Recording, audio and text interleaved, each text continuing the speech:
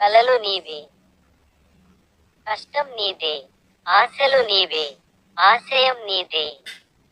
గొప్పగా ఉంటాయి. చిన్న కారణాలతోనే జీవితంలో వెళ్లాల్సిన గమ్యానికి వెళ్లకుండా పక్కకు తప్పుకుంటారు.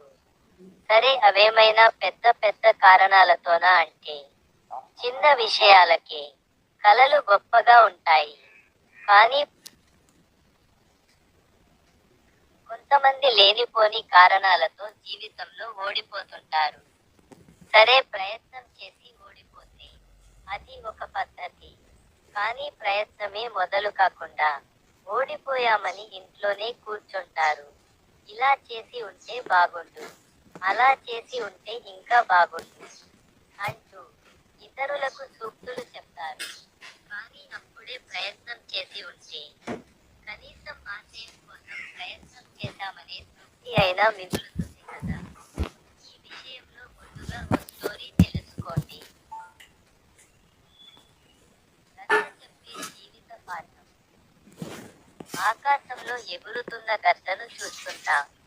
మన కంటికి అది గూడి పిల్లలను ఎత్తుకుపోయే పక్షి మాత్రమే. కానీ దాని జీవితాన్ని పరిశీలిస్తే మనిషి జీవితానికి స్ఫూర్తినిచ్చే ఓ గొప్ప కథ దాగి ఉంది. గద్ద జీవితకాలం 70 సంవత్సరాలు. గద్దకి 40 ఏళ్లు వచ్చేసరికి గోళ్లు బాగా పొడవుగా పెరిగి ఆహారాన్ని పట్టుకోవడానికి సహకరించవు. పొడవైన దాని ముక్కు కొన వంగిపోయి ఉంటుంది. ఈ కారణంగా ఆహారం పట్టుకోవడం కష్టమవుతుంది.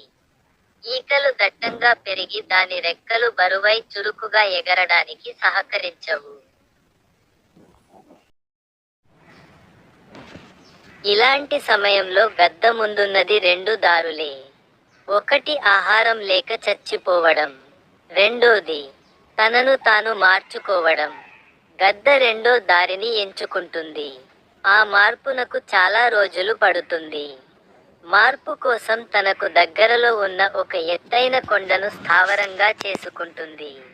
పెరిగిన ముక్కు కొనను కాలిగోళ్ల మధ్యలో పెట్టుకుని బాధ కలిగినా నెమ్మదిగా వలిచి వేస్తుంది.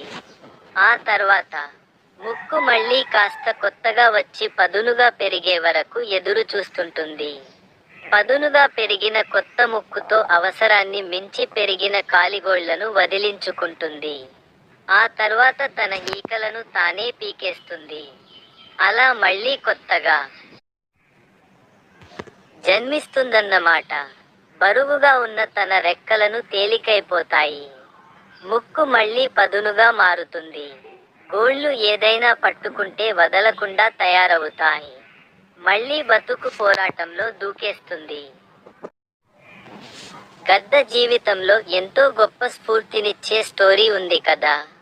చిన్న చిన్న విషయాలకే కృంగిపోయి జీవితాన్ని నాశనం చేసుకునే బదులుగా పోరాడితే గెలుపు మీ కాళ్లకు దగ్గరకు వస్తుంది. మనం గెలవాలంటే మనలో మార్పు తప్పనిసరి.